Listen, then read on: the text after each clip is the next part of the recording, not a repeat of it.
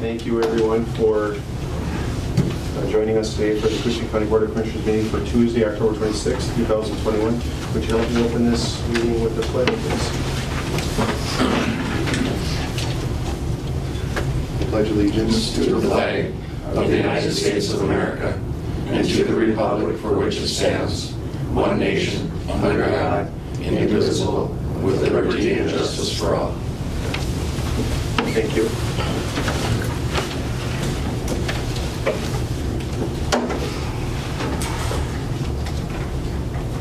The first order of business is to approve the proposed agenda with additions and/or deletions. We do have a few additions. If everybody's got those to look at, we'll place addition number 1 at A10. Addition number 2 at C2.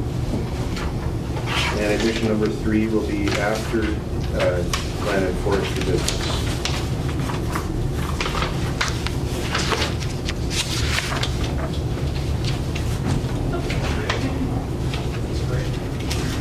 Mr.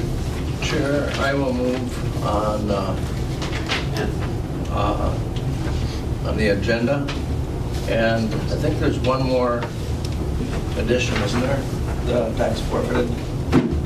It's already on the revised agenda that I sent out on Friday. Okay, yep.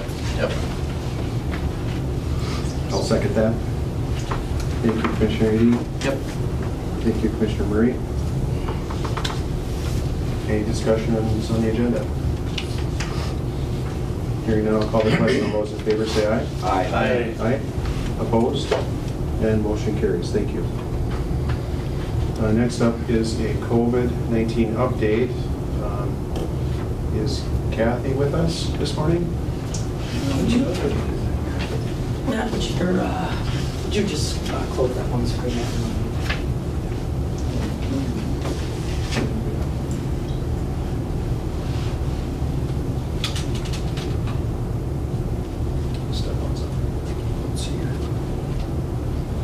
Well, we'll maybe circle back to that if we She's coming up, she'll be in at 9:45. okay. We'll just circle back. We'll maybe do that at the regular public health human service business. Would that be okay? Sure, that'd be great. All right then. Next up is to approve the minutes from the October 12th, 2021 regular meeting. I'll make that motion. Thank you. Thank you, Commissioner Murray. Thank you, Commissioner Skoye. Any discussion on the minutes? Hearing none, I'll call the question. All those in favor say aye. Aye. Aye. Opposed? And motion carries. Thank you. Next up, financial business. Mr. Chair, I'll move on the approving the courthouse claims, the highway claims, the public health and human service claims. Thank you, Commissioner Edie. Second. Thank you, Commissioner Pavlik. Any comments or concerns with the claims? Hearing none, I'll call the question. All those in favor say aye. Aye. Aye. Opposed? And motion carries. Thank you. The next up is to approve warrant voids. Mr. Chair, I'll move on approving warrant votes. I think there was a few of them there, so. Yes, thank you, Commissioner Edie. I'll second. Thank you, Commissioner Murray. Any discussion on the voids? Hearing none, I'll call the question. All those in favor say aye. Aye. Aye. Opposed? And motion carries. Thank you. The next up is to accept donations. Mr. Chair, I'll move on accepting the donations. There was some quotes that, I don't remember what organization it was. We actually received a pallet of Boise X9 copy paper Oh, yeah. as the donation. That's the donation we're approving here, and then later on we'll be approving some donations for public health. Okay, that's really cool. I'll second that. Great.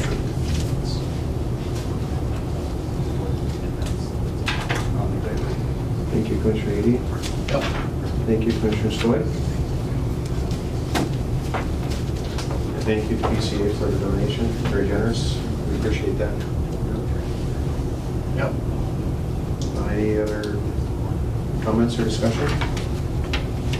Hearing none, I'll call the question. All those in favor say aye. Aye. Aye. Opposed? And that motion carries. Thank you. Next up is to consider Northeast Regional ATV Joint Powers Board funding request. This is just a recent committee that was formed to kind of help get some trails designated in our county to connect with our regional counties. And Commissioner Pavlik and Commissioner Murray are part of that. So the request is today for $15,000 to lobbying services to assist some of the grant seeking funding for this, correct? Correct. And there was a little bit of a change from the information in the packet with the board letter. The Koochiching counties was at $5,400, and then it was changed to $15,000 as the request. Was there some extension of services there? Or? Yeah, once they got the planning and stuff in it. Maybe, well, Nathan was there too, so please step in, Nathan. But yeah, I think the changes, so the split, the funding request split is always going to be, or for the time being anyway, it'll be 70% St. Louis County, 15 Cooch, 15 Lake County. And I think they wanted to go down this route is to get this, kind of get 100,000 up front between the three counties, and then if as they incur, the Joint Powers Board incurs those expenses up to that amount, then they're, as long as the Joint Powers Board approves those expenses, they can kind of march forward with planning and things of those nature. And then once that 15, if that 15,000 were to be used up, then they, each county would have to come back and look at that next step. And if I could, Mr. Chair, it's a three-county effort to connect all three of those counties with an ATV trail system. And it's more than we can handle on our own, I can tell you that. It's a big industry right now. And rather than have people on roads, et cetera, build a trail system. It's just the way to do it. So to get three counties working together on a single project, that's always a good thing, because really changes the liability for each of the counties. But by and large, St. Louis County is the major contributor. So anyway, that's where it's at. We've had meetings, and again, I appreciate Hanson Forest being there, because Nathan's going to have to be a part of this, and so are the other administrators and land people. Thank you. I'm sure we'll accept the motion to Make that motion. Thank you, Commissioner Murray.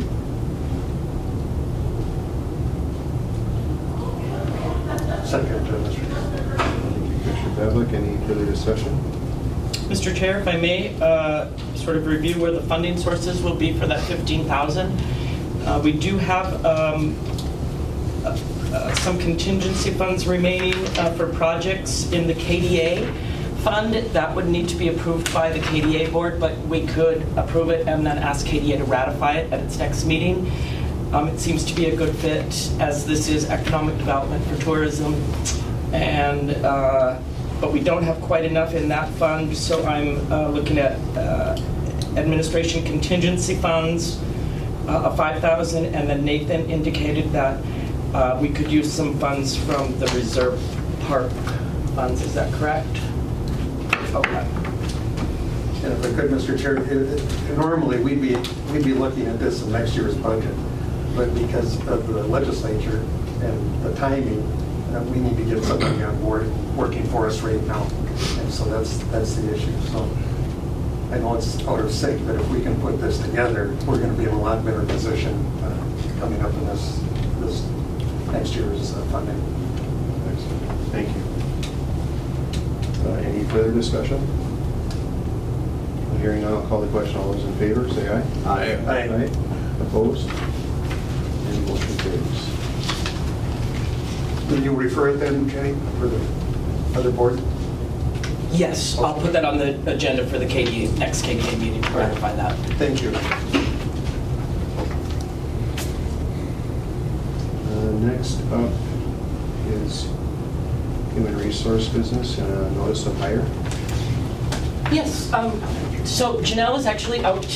She's at an interview this morning, and we just have a notice of hire. Brenda Promisberger. So Brenda, come on over, and I want to introduce you to the board. Brenda's been hired as the Accounting Tech 2 position in Environmental Services. Brenda, this is Commissioner Kevin Adey, Commissioner Terry Murray, Board Chair Jason Shovlin, Commissioner Wayne Skoy. Wayne is out of North Home, and he's got sort of those rural districts, North Home, Lowman, Birchdale, that area. She knows me. Of course. She knows of me. Yeah, and Yes. yes. So- Nice to meet you. Fortunately, the board does not approve hires, they just notice them, so we don't have to worry about a vote in this case. So, Good. But I approve, we approve. yes. And we're very, very thankful to have her on board. I think your first day was yesterday? Yes, it Okay, was, yes. very good. Very happy to be here. Yeah, so welcome. Thank you You very got a tough much. boss there, so you got to watch. Yeah, I know. Normally, Cracks what the we whip. like to do with the new employees is stick like a half hour, just tell us about yourself. Yeah. Very little to say. So maybe it's not such a good idea to review hires at this point. Let me tell you, dedication, you're driving, what is it, 80 miles round trip roughly? Yes. To work here, so I mean, we're very, very fortunate. We have a couple of people, well, at least Yes. one, yeah. Wally. Yeah, Wally and Highway. Mayor Jean, and yeah, so we've got a couple there. Anybody coming from North Home, Wayne? All the way up there? Yeah. I don't believe so. But anyway, glad to have you. Thank Yes. you very much. Nice to meet you all. Welcome. Thanks.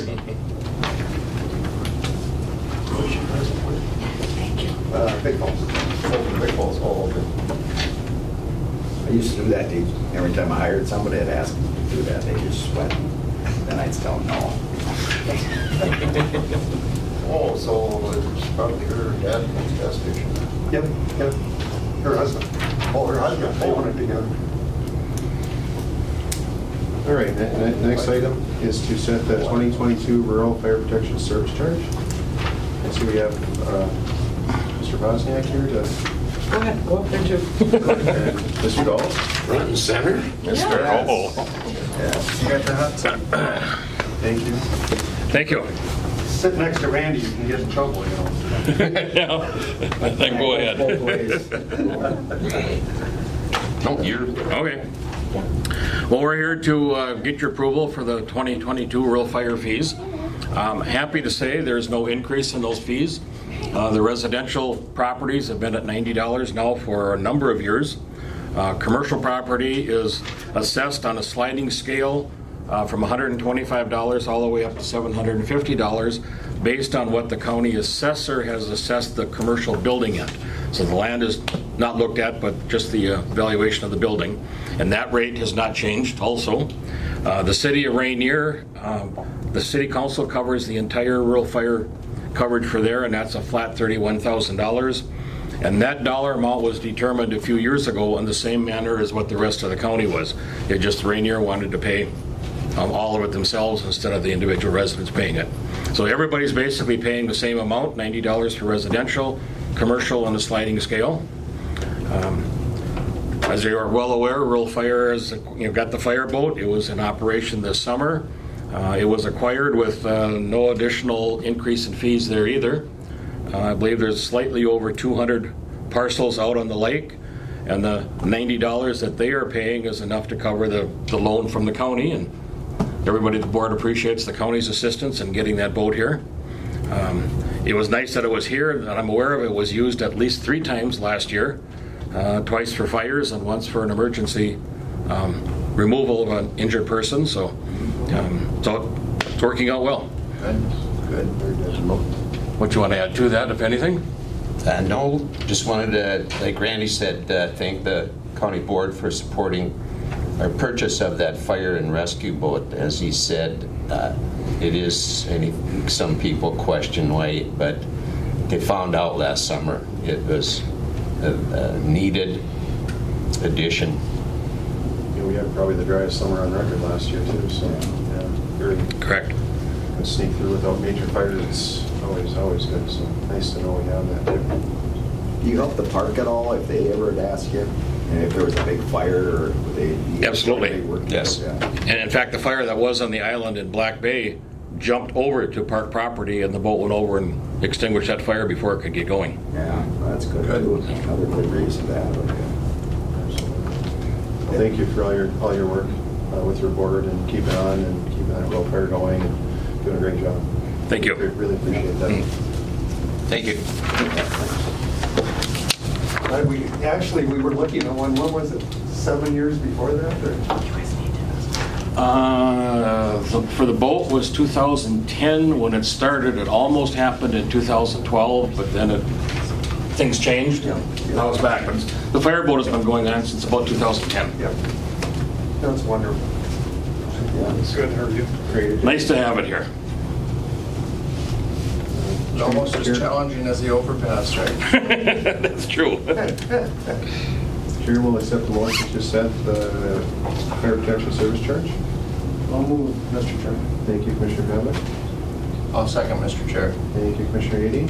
Any further discussion? Hearing none, I'll call the question. All those in favor say aye. Aye. Aye. Opposed? And motion carries. Thank you. Thank you again. Okay, thank you, Randy.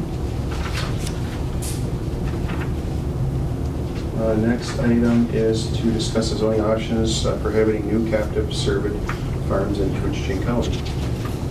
This has been kind of a hot topic item since there's been a discovery in the southern region of our area, which has prompted several counties and legislators to kind of look at maybe changing or modifying some of the zoning rules and regulations concerning certain whitetail deer farms. So I know Matt maybe has a little more information. We've been this is an ongoing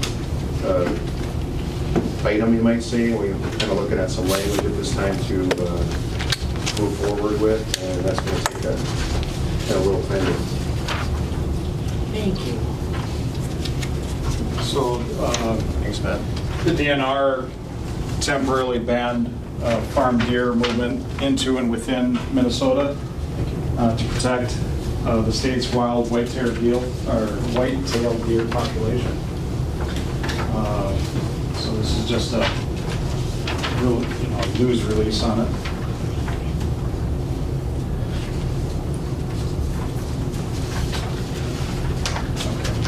And then it just talks about that it took effect October 11th, and the aim was to reduce further spread of chronic wasting disease and protect the health of the wild deer population. And it's in an effort, along with the Board of Animal Health, to regulate farmed white-tailed deer and study how they're going to deal with this issue.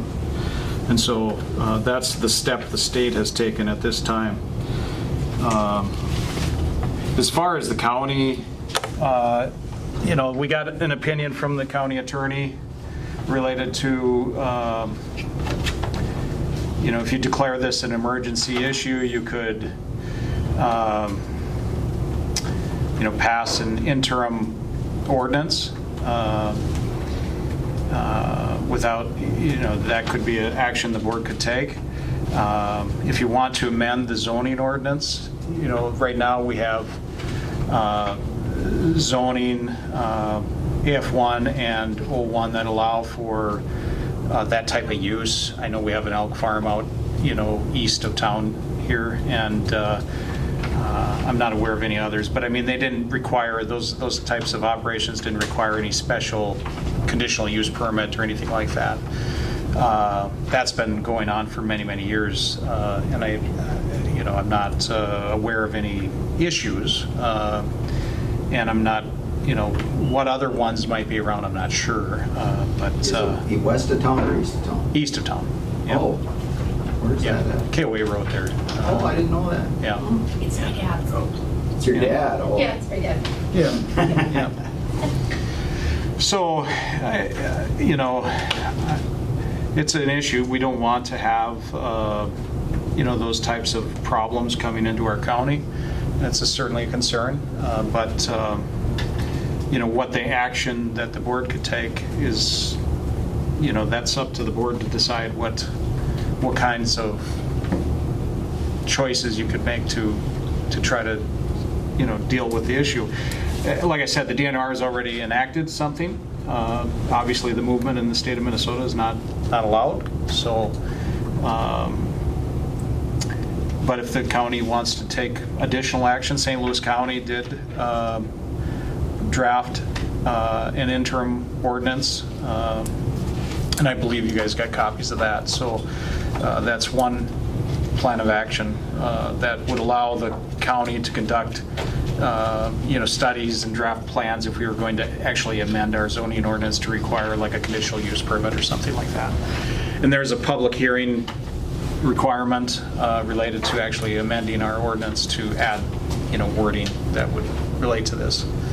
And it would be held by the Planning Commission. There's public notice, there's a process, and then Planning Commission would make a recommendation to the county board related to the ordinance. So.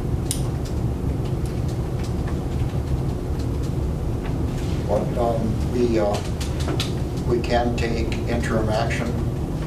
That's based on the based on the county attorney's response to it. Yes. And until we get the zoning commission set up. Correct. Yeah. I do believe that Itasca County's acting today also. I'm sorry. Say that again. I said I believe Itasca County has it on their agenda to act today. Okay. And I think I'm not sure which path they were using, but it sounded like their county attorney was very involved in it, and they were going to be taking some action on it today. Right. We don't. I think Jenny included an example. Did you type up a? What the example of the interim ordinance to place a moratorium on it that was drafted by St. Louis County was included in the email that was sent by our county attorney. Yeah. So you guys should have all received that. Yeah. So I think what we'd need before we actually passed would be to make sure that we have final review with the county attorney for passing of a of that ordinance. I think. I think we should put it on for the next board meeting. Okay. On the interim, and then we'll take care of it. In the meantime, we could contact Itasca County too and see what their attorney has given them. Sure. Yep. Yep.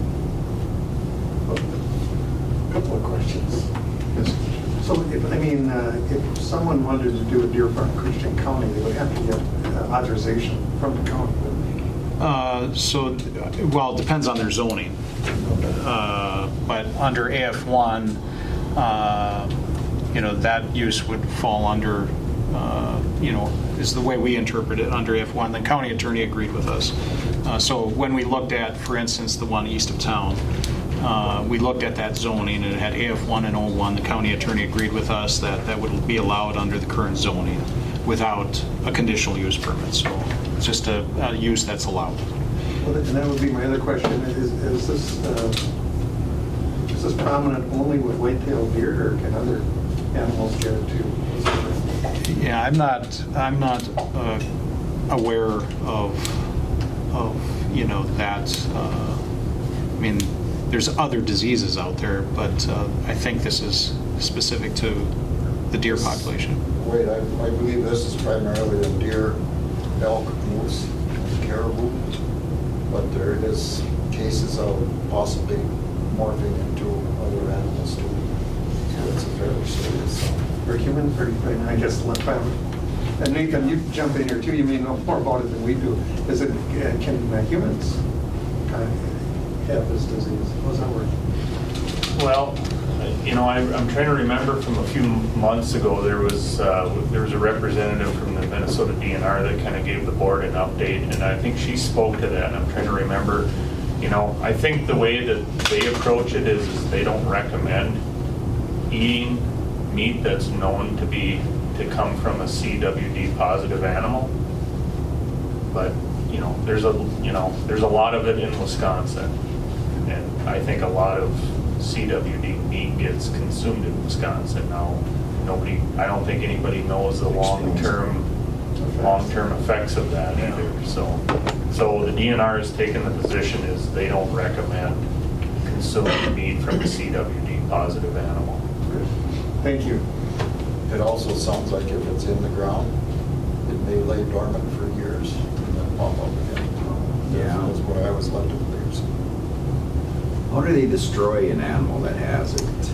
Yeah. Like burned or? No, so there's a whole discussion on our solid waste management groups about the disposal of CWD. I haven't gotten really into it because we haven't had it up here, but I know in the southern counties,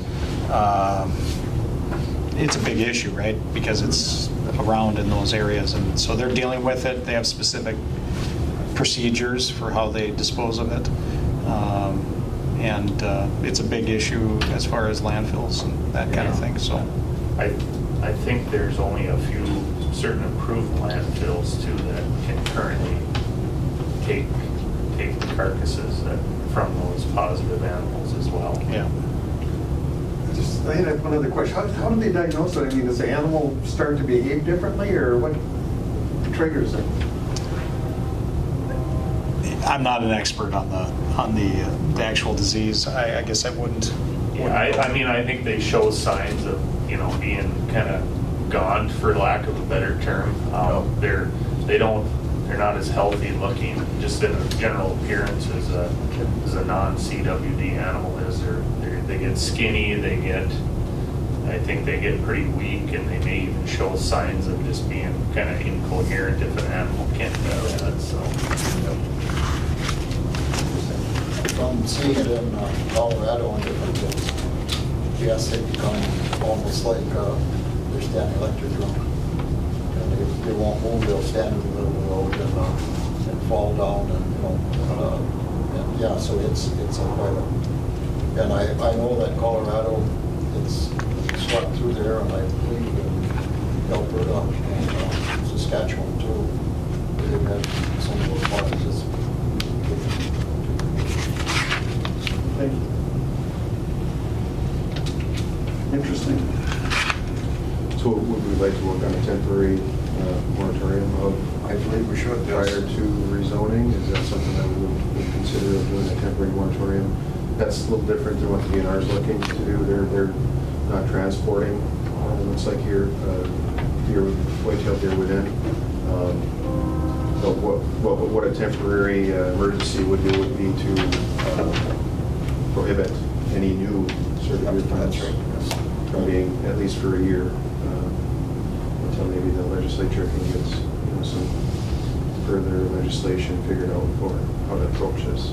Well, the existing ones would be able to continue. So, but there is only one, so. Well, that we know of here. That we know of. And there is no, that is only at this point, correct? That's my understanding of it, yes. He's not moving anymore. Yeah. Yeah. And this is specific to whitetail. Yeah. I think there was a couple. No, I was specific to all of those animals. Deer, moose, elk, caribou, the whole works that we can take. Well, then we're more concerned about the actual native population, I believe, so. Yes, but what in our action will be with domestic.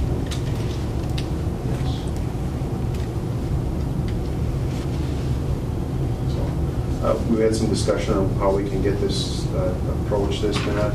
Is there something that we can? So you declare it an emergency, issue an emergency, and then enact the interim ordinance. I think that could be done at the next board meeting if you wanted to do that, and we'll get further direction from the county attorney on the exact wording of how we should make sure, I'm sure it'll be very similar to what St. Louis County did, but I'd want to review that with the county attorney again and make sure we get it the way that it's supposed to be. So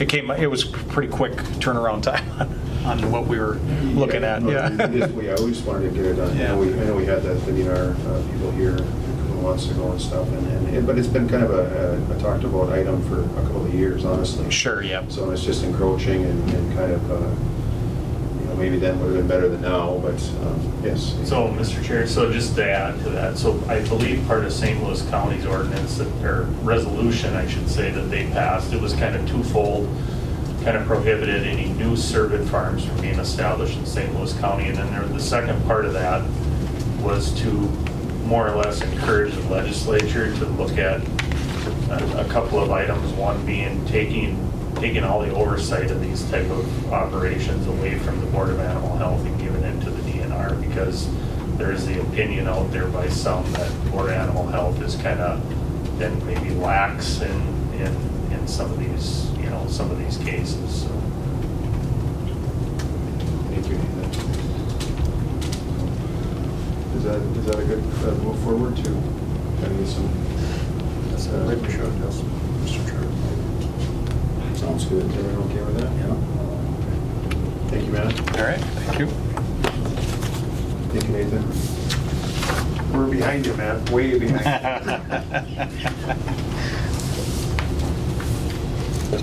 Thank you. The next item is to approve the renewal of voluntary employee benefits.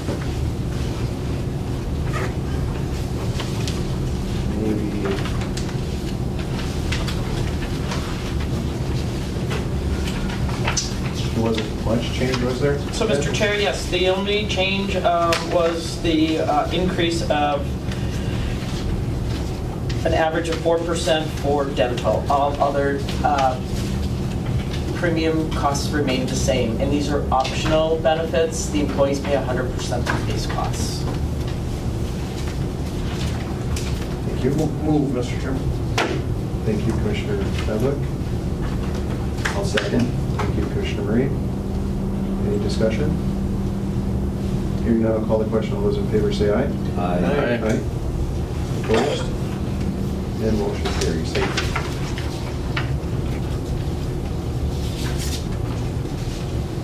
Similarly, next item is to approve renewal of group health insurance.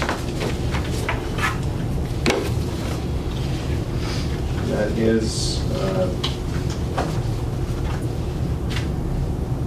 some of the Yes, county's so responsibility. we did go up for RFPs this year.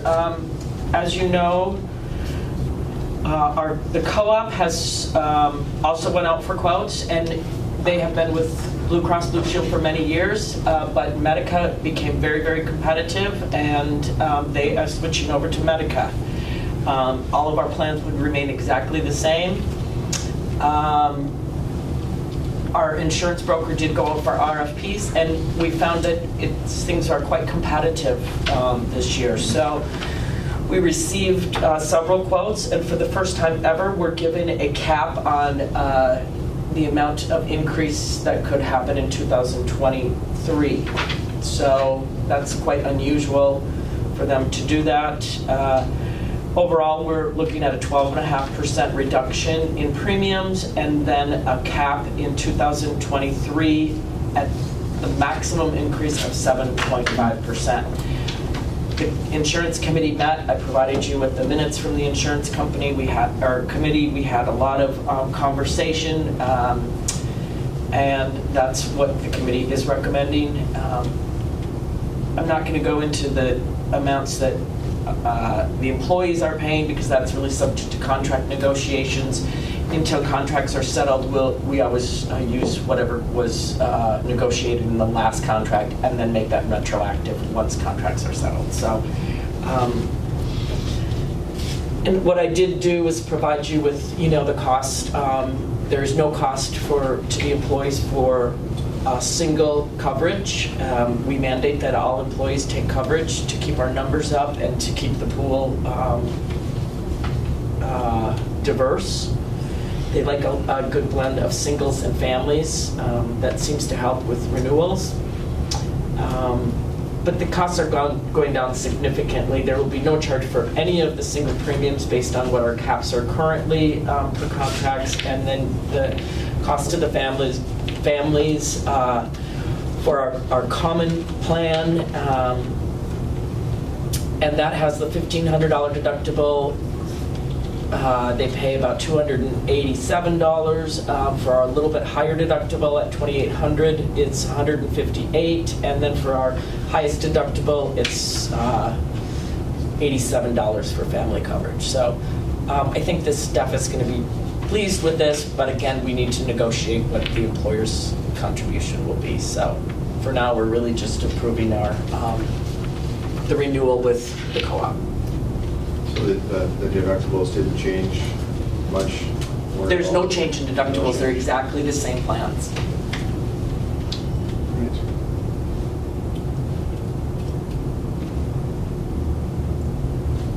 Move to approve, Mr. Chair. Thank you, Commissioner Ady. I'll second. Thank you, Commissioner Murray. Any discussion? Thank you for all your work on this. Any other discussion? Hearing none, I'll call the question. All those in favor say aye. Aye. Aye. Opposed? And motion carries. Thank you. Next item is our first edition, which will be adopt a resolution approving a 2-year airport maintenance and operation grant. Oh, shit.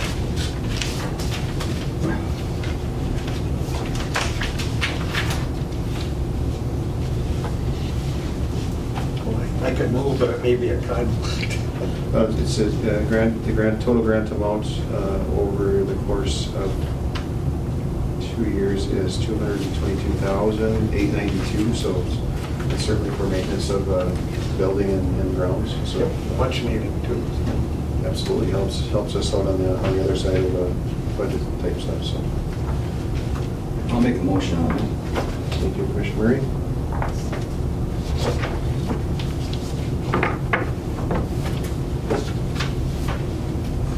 I'll second, Mr. Chair. I thought you had more. Thank you, Commissioner Ady. Any discussion on the grant? Much needed. Much needed. Thank you. No other discussion? I'll call the question. All those in favor say aye. Aye. Aye. Opposed? And motion carries. Thank you. Next item is Public Health and Human Services. And Kathy, we have a donation from Knights of Columbus. Yes, we've got 142 winter coats for children. That is double the amount that we got last year.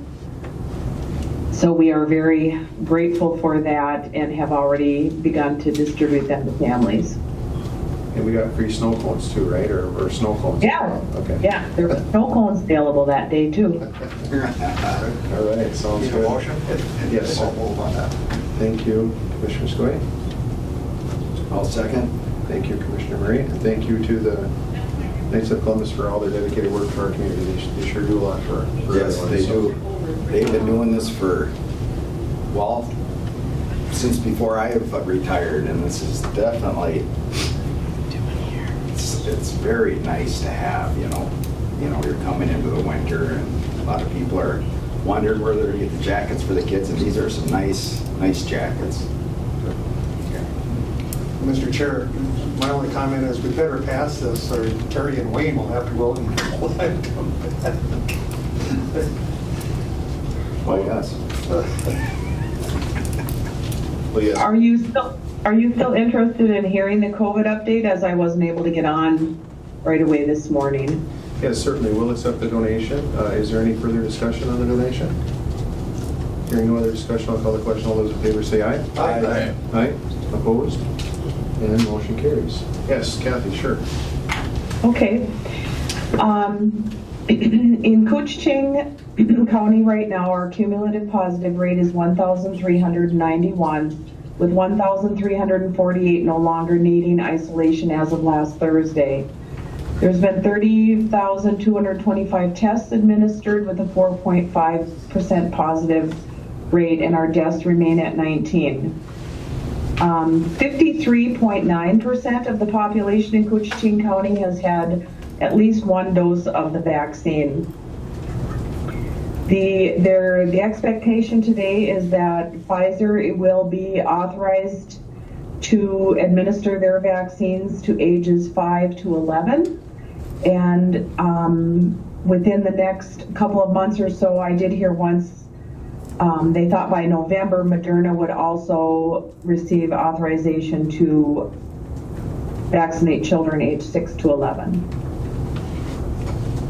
There continue to be the booster shots available for the Pfizer, and again, anyone over age 65, anyone with an immunocompromised system, and anyone whose job puts them at risk is eligible to get those booster shots. Moderna will have booster shots too with the same eligibility requirements. J&J will have booster shots, but their recommendation is anyone can get those that has had a J&J vaccine 2 months prior to them getting the booster. And they have decided that you can mix boosters. If you've had the Pfizer, you can get the Moderna. If you've had the Moderna, you can get the Pfizer booster, or any combination of them. So they'll be available to more people. Do you have any questions? Just to clarify then, what you just said is if you've had a Moderna shot, it's just fine to get a Pfizer then. You don't have to wait for the Moderna. That's correct. Yeah. Thank you, Mr. Chair. Yes, Ed. Kathy, are they kind of recommending actually that you do mix and match? They are. There is some indication that there may be a stronger response if you do mix and match them rather than stick with one. Thank you. I heard that too, that they were researching that real heavily. I think Canada's been doing that already. Yeah. That was a little bit because they were short of vaccines in the first round. And they had to do it to get the vaccinations in. And I think most of the Canadians have gotten 3 now because of that. Or a lot of them.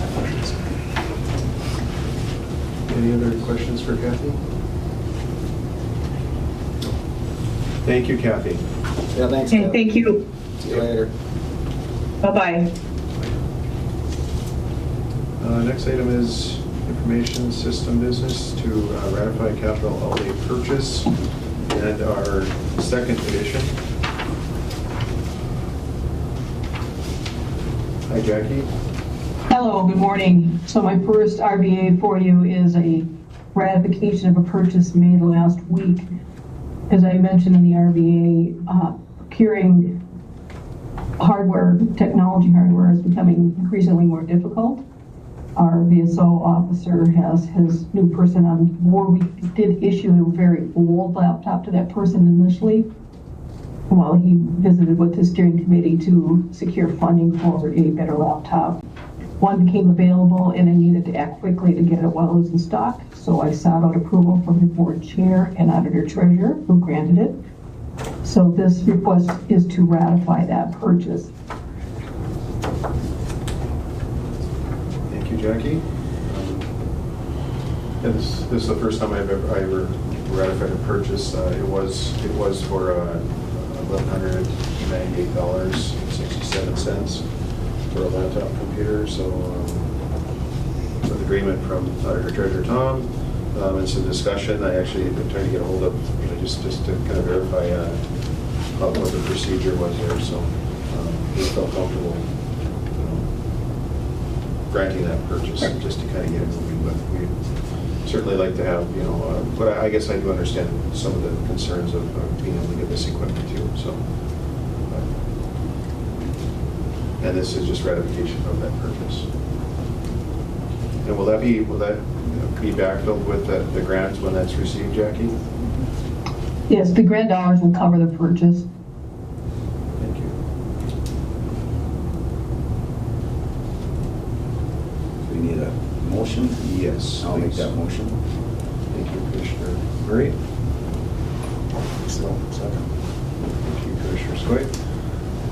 Any discussion or questions? Hearing none, I'll call the question. All those in favor say aye. Aye. And opposed? And motion carries. Thank you.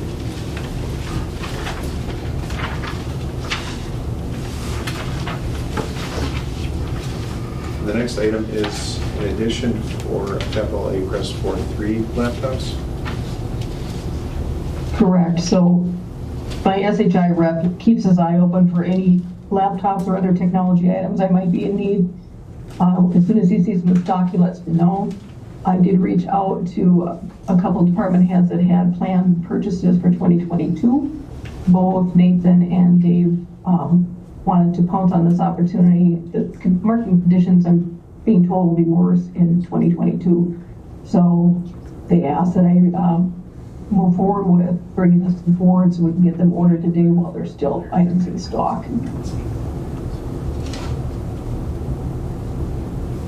Thank you.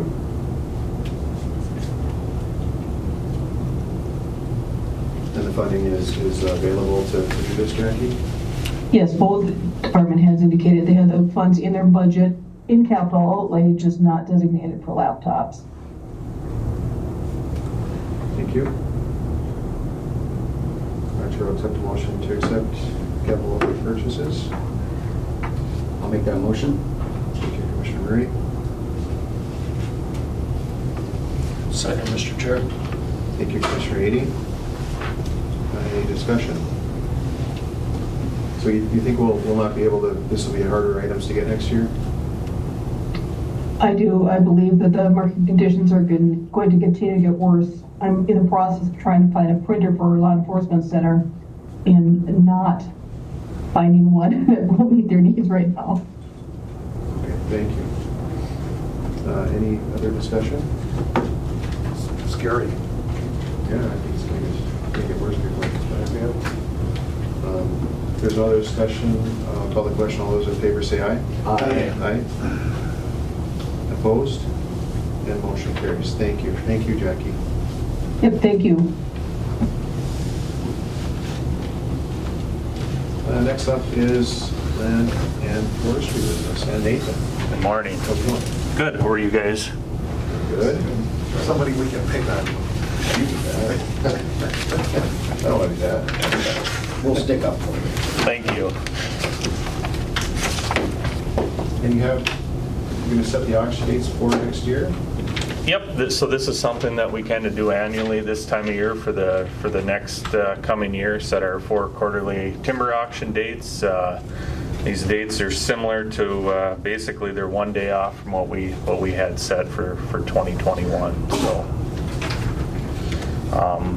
we don't set locations at this time. We'll just, when it comes time for the auction, the department kind of decides where we're going to have them. We used to kind of mix them around the county, but with COVID, we've actually been sticking with the Big Falls location, and it actually works pretty good. We've had a lot of compliments from the folks that show up to the auction. It's a nice central location. It gives us the opportunity, when the weather's nice, to move the auction outside. They have the space to do that, and if not, we have the whole gymnasium inside to hold it. So it's a good venue to have the auctions at. It's also kind of centrally located. Yep. Yeah, it's a nice spot. Works out really good. Mm-hmm. Move. Thank you, Commissioner Pavlik. Second. Thank you, Commissioner Stoy. Any discussion? Hearing none, I'll call the question. All those in favor say aye. Aye. Aye. Opposed? And motion carries. Thank you. And next up is consider a tax forfeited property repurchase request. Yep. So the new forfeitures were certified by the auditor's office here a couple of weeks ago. So this is a process that is allowed under state statute, that once a property goes tax forfeit, the former owner or somebody that has interest in that property at the time of forfeiture can apply for repurchase. Once it is forfeited and there's a repurchase application, at that time it has to go to the county board for approval. Our policy is that those folks that apply for repurchase have to pay for any outstanding delinquent taxes at the time of forfeiture and any penalties or assessments up front. And in this case, that has been done. Yes, she wrote a nice explanation and was looking forward to Yep. keeping up with that. Yeah, stuff. and I would assume, I mean, we've been contacted by a few other folks, so there may be a few more of these coming down the line, and honestly, it's probably best to get these back in the hands of the former owner in most cases. Very good. Chair will accept a motion to accept the repurchase request. Thank you, Commissioner Skoye. Second. Thank you, Commissioner Babbitt. Any comments, concerns? You know, over the years, we've had some who have taken a property and made a complete mess of it and goes forfeit. In that case, would they be required to bring it back and clean it up before? So, I mean, in extreme cases, the county could, in a repurchase application, they could impose certain restrictions on a property that it'd be a condition. It's rare, but I mean... It's rare, yeah. There have been a couple of Yeah. them just terrible. All right, thank you. Any further discussion? Hearing none, I'll call the question. All those in favor say aye. Aye. Aye. Opposed? And motion carries. Thank you. Thank you.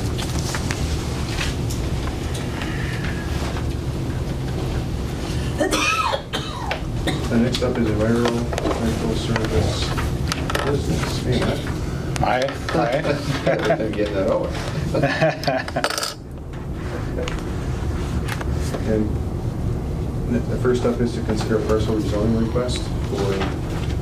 Yes, I was just seeing if the applicants are online here. It doesn't appear they are. So the Planning and Zoning Commission met on Thursday, October 14th, to hold a public hearing on the parcel rezoning application submitted by Regina Mott, requesting to rezone 80 acres from O1 open space to AF1 ag forestry in order to construct a year-round dwelling. The parcel is located approximately 2 miles south of Highway 11 along County Road 85, which is approximately 2 miles east of Birchdale. After a presentation by the owner and after hearing no opposition to the proposed rezoning, the Planning and Zoning Commission unanimously recommended to approve the rezoning application as submitted. So I'm just looking for the board's decision on to whether or not to approve the parcel rezoning. Are you recommending? Yes, I mean the Planning Commission recommended that to the county board. Yep. I'll second. Thank you, Commissioner Public. Thank you, Commissioner Murray. Any discussion? Hearing none, I'll call the question. All those in favor say aye. Aye. Aye. Opposed? And motion carries. Thank you. The next item is to approve capital outlay purchase of an MSW trailer. So we went out for bids for the purchase of one new MSW trailer and conducted the bid opening on September 27th. I brought the one bid to the county board on September 28th in the amount of $113,784.90. And at that time, the county board tabled action on the item to see if we could gather more information related to alternative trailers. One of the alternatives was looking at an aluminum trailer as opposed to the steel trailer that Wilkins makes. North American Trailers provided information on a Mack aluminum trailer at a price of $115,286.28. This is a little more than the bid we received from Wilkins Industries. St. Louis County has purchased one aluminum trailer and uses it at a location where they don't drop waste from a high location. St. Louis County staff indicated they were worried about damage to the trailer in applications such as ours, where waste is dropped from height. As discussed with the county board in the past, we have we have a fleet of 6 MSW trailers. We had one of our walking floor trailers on the recycling side that has just gotten too old and rusty, and so we had to pull it out of there, and we moved one of our MSW trailers back into that recycling function. So we're down to 5 trailers right now on the MSW side. And so purchase of the trailer is important. We got to keep these trailers rolling. The problem is back in the last time we purchased a trailer 2 years ago was $85,838, and the difference today is $113,784.90 based on our bid specs. I checked with Dale Nelson at Marquette Landfill to check to see what type of trailers he's seen at that location, where we haul our waste.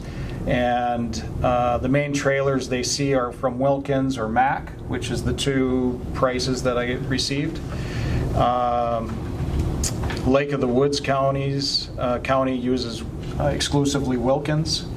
Like I said, St. Louis County is using a variety of different types of trailers, but they're worried about that aluminum application. So I can't predict what the future holds for pricing. I know that's a big increase compared to the last time we purchased a trailer. What the markets will do in the future, I don't know, but I've been informed by all the dealers that prices keep on going up for them. They're having troubles, even on the production side. This trailer, either type, wouldn't be produced until 2022, just because the demand for material and their difficulty in getting at material, and then of course labor is an issue in today's market.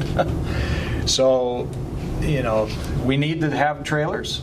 But I can't say that, the prices will go down or they may go up in the future, and I can't say which way it might go.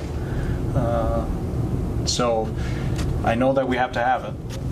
I just don't, we could probably get by over the winter without, to work with 5 trailers, but once summer hits, if we had a summer like we did this year, we need all 6 trailers. We're running them out.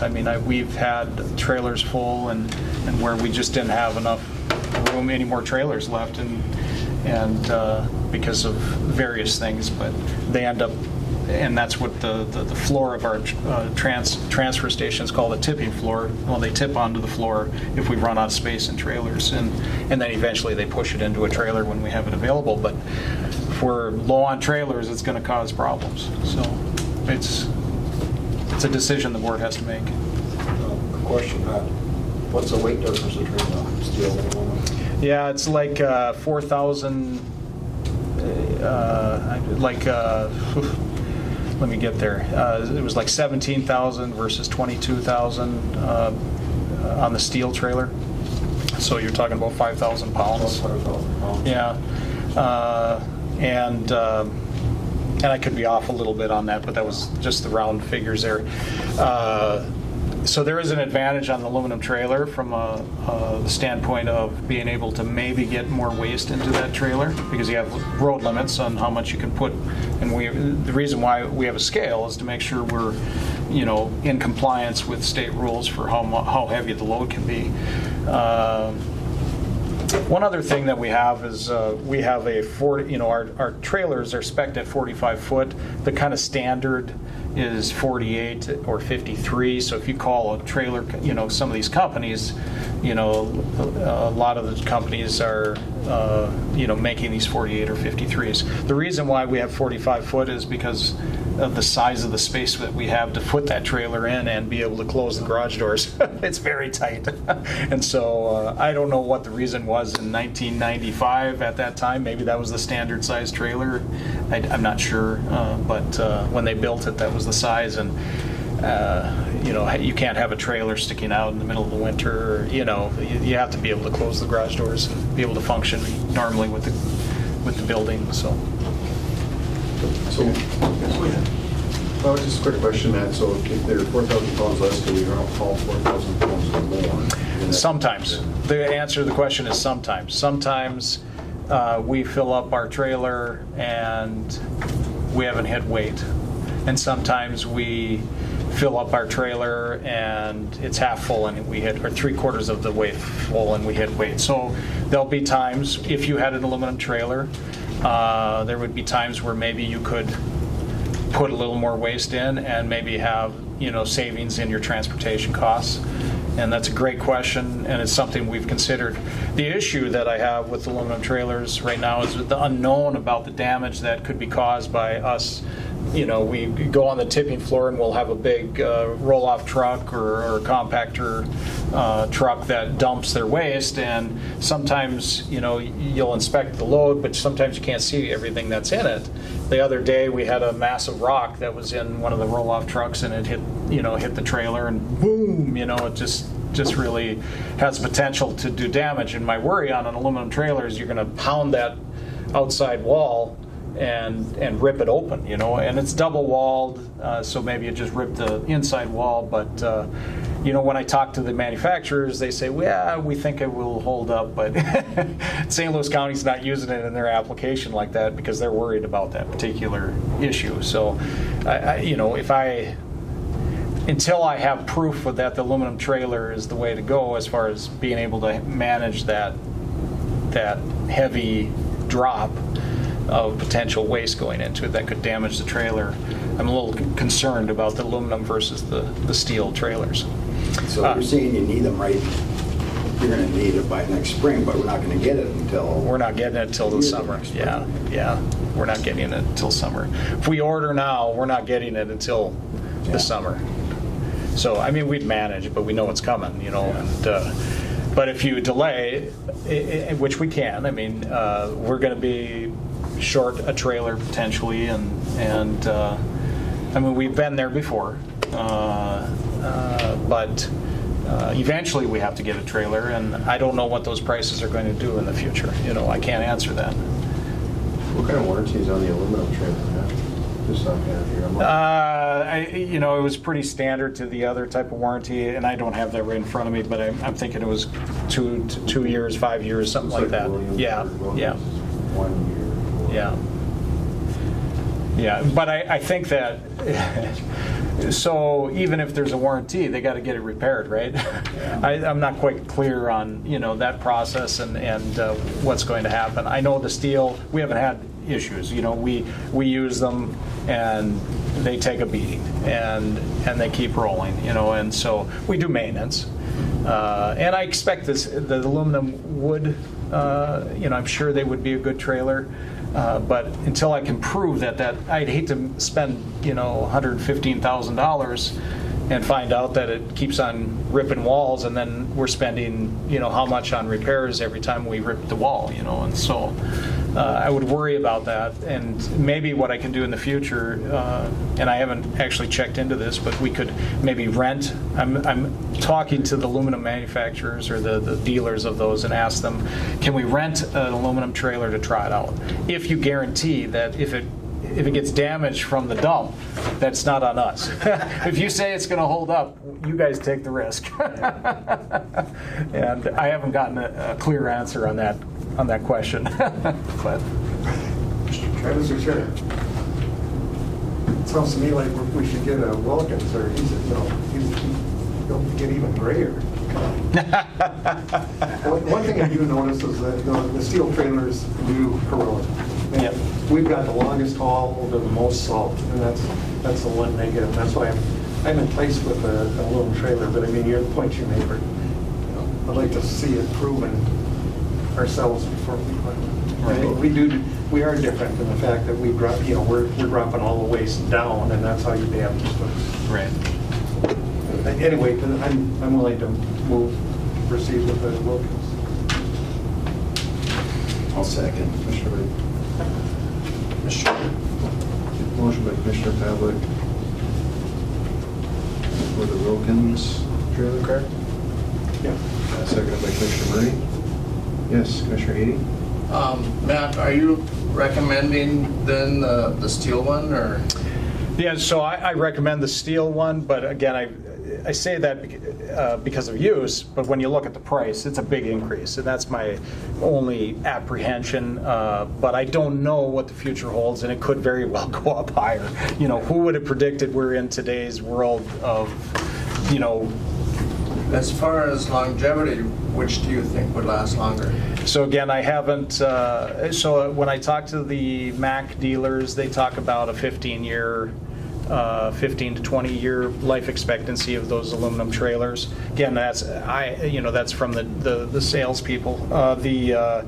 Our rotation on the Wilkins trailers is, I'm saying 12 years, but we're reconditioning those, rebuilding those at roughly half the price, and so we're getting a lot longer use out of those. And I haven't gotten there on how long those reconditioned trailers last, but there's no doubt, like Commissioner Pavlik said, the salt,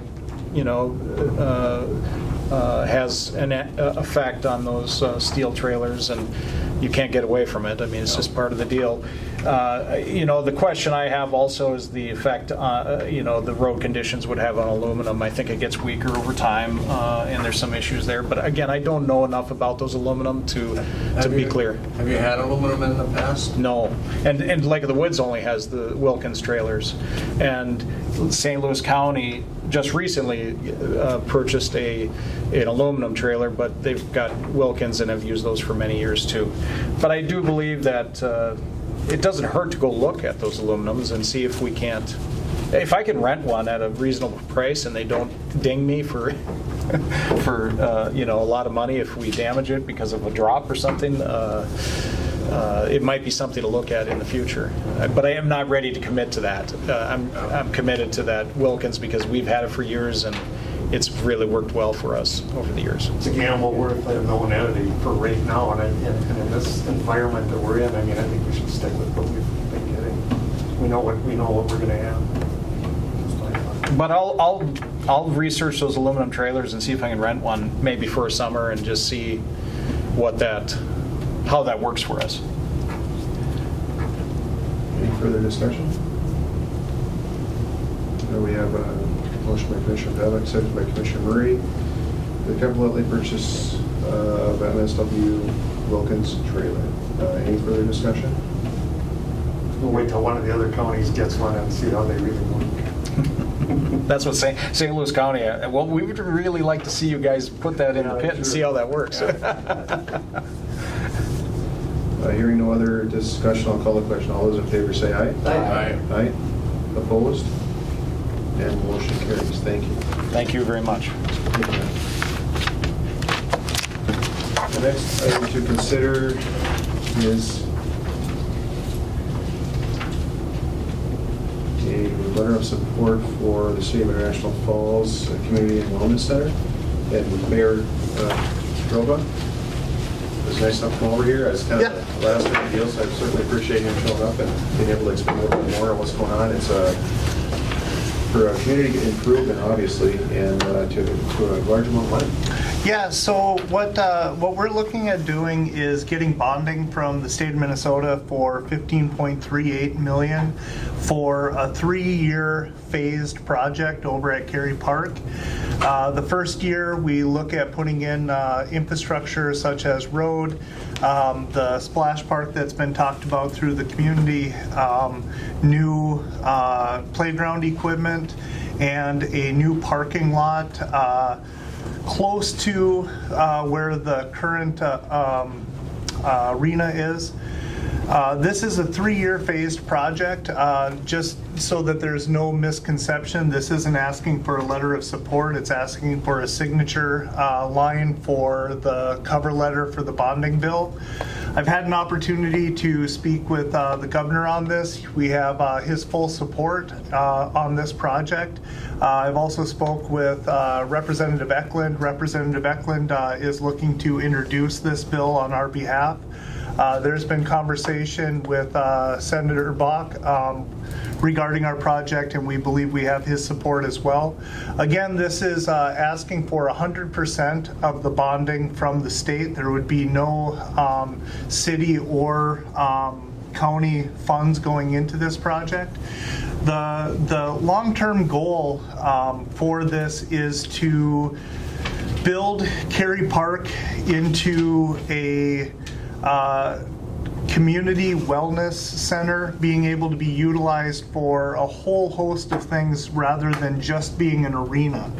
We look at this as being a walking track, having indoor, outdoor arena, having a senior center being able to be used there with a commercial kitchen.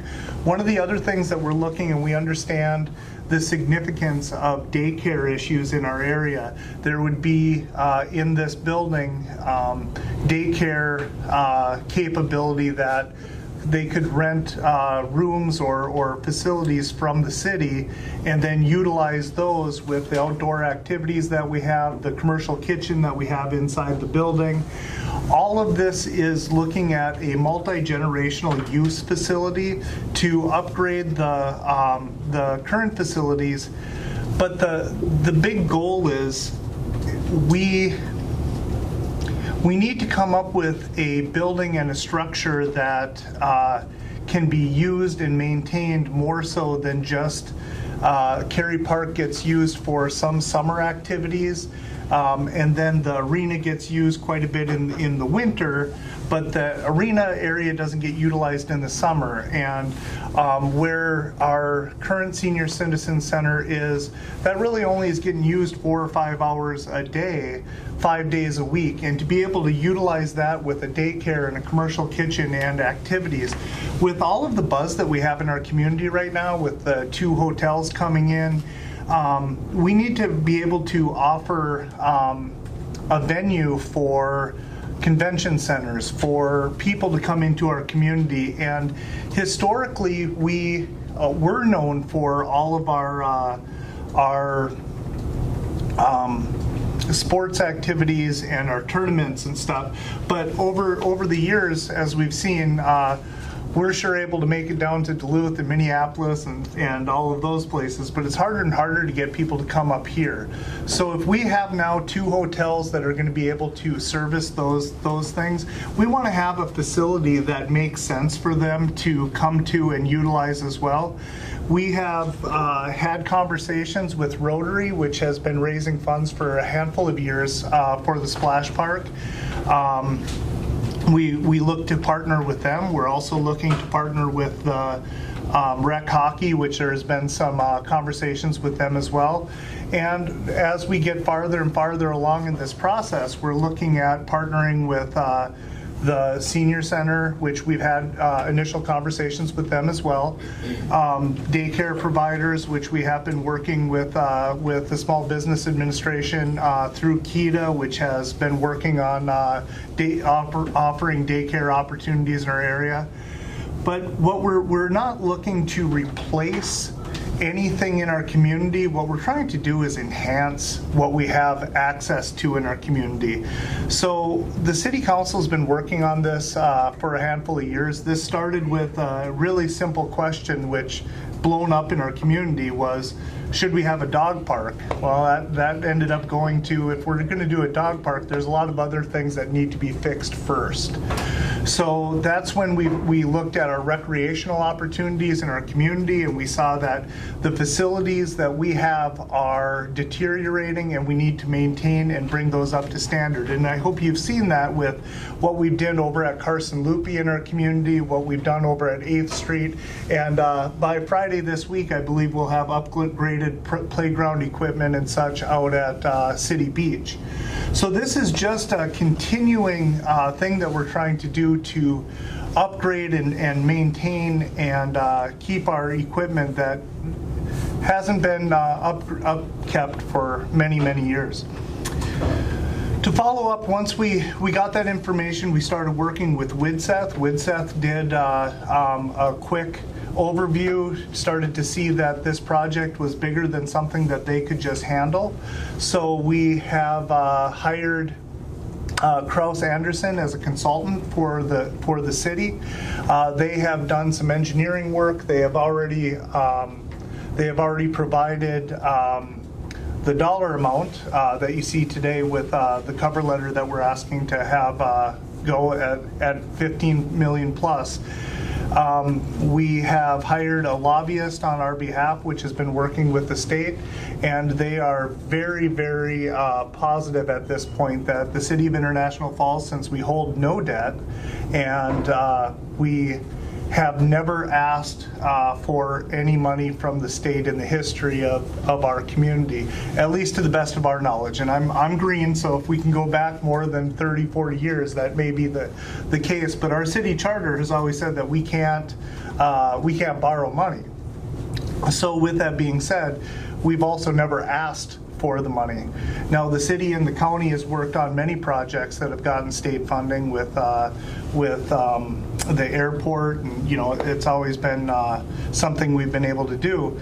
But the city's never asked, and we believe that with all of the things that have been happening in our community and with the upgrade of Highway 53, bringing in the 2 new hotels, now is the time to really move our recreational and our wellness centers to another level. So we're just asking for the chair of the county board to sign our bonding request as requested by our lobbyists, saying that the more signatures from local entities that sign the bonding request, the more favorable it looks at the state. So that is what we have before you, and I'm willing to take any questions. Thank you, Mayor. Any questions for Mayor Grove?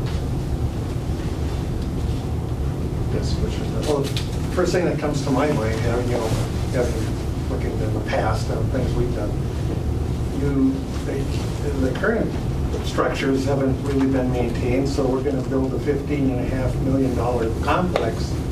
How are you going to maintain it, I guess? I think that is a fantastic question. Thank you. So we've been working with the Costin Group, and the Costin Group is one of the groups that helped build the new arena in I believe it's Virginia.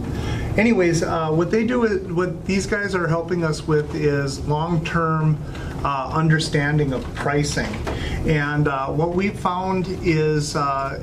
In our infancy, we're looking to find out how much the cost is to run this run this facility, and we are not going to move forward on any of this in the event that we can't put the monies aside long term to maintain it. Now, the city has set monies aside for improvements of Cary Park. Once we found out that the cost to fix the existing arena was going to be over $2 million, and we've set monies aside, but we haven't set that kind of money aside. We want to make sure that when we get this report and we see what monies we have to set aside to maintain long term, who the partnership organizations are going to be and what responsibilities they're going to have, whether it's rec hockey or Rotary putting in the splash park, and having groups pay to use the facility. How many activities do we have to have there a month to be able to pay the money? And then let's be honest too, when you have a big project like that, there is still some form of a cost to the taxpayers, because there's a cost to the one we have now, right? We're setting monies aside right now to fix it. We just haven't set enough money aside to fix it. And we're cognizant on, we haven't utilized that facility year-round. We're only utilizing that facility from October until May. So how do we utilize that in the summer? Do we get concerts in? Do we get other activities, and what are those activities are? So we have started working with a group that's going to help us understand what the long-term costs of it is, because you hit it right on the head. International Falls historically has been really good about building new buildings, and we haven't been really good about what it's going to cost to maintain those. And that's the one thing that I really look at. I don't look at what we're doing today and what we're doing tomorrow. What I want to look at is what we're doing today that's going to fix it in 5 years.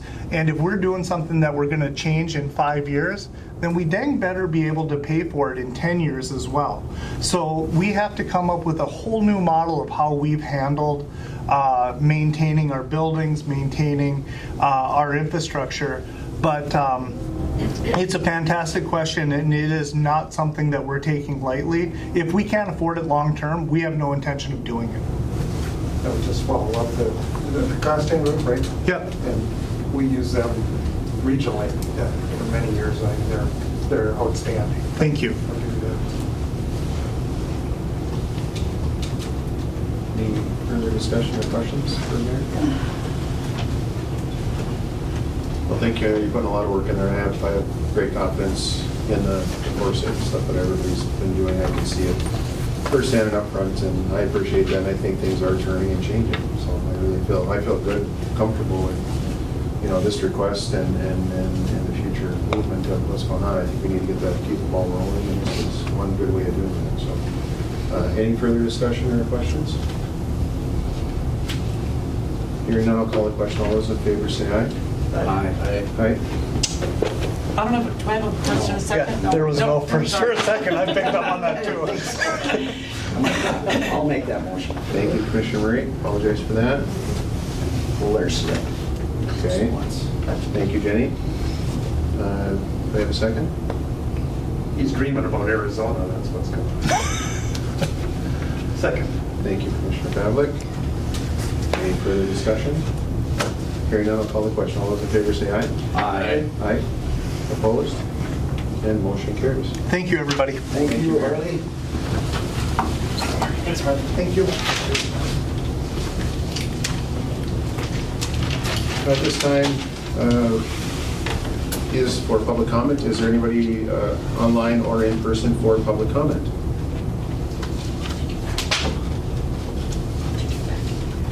Pretty quite a bunch. No public comment. Thank you, everybody, for joining us today, and I will accept the motion to adjourn. So moved. Thank you, Commissioner Pavlik. Thank you, Commissioner Ady. All those in favor of adjourn, say aye. Aye. Aye. Opposed? And the motion carries. We are adjourned.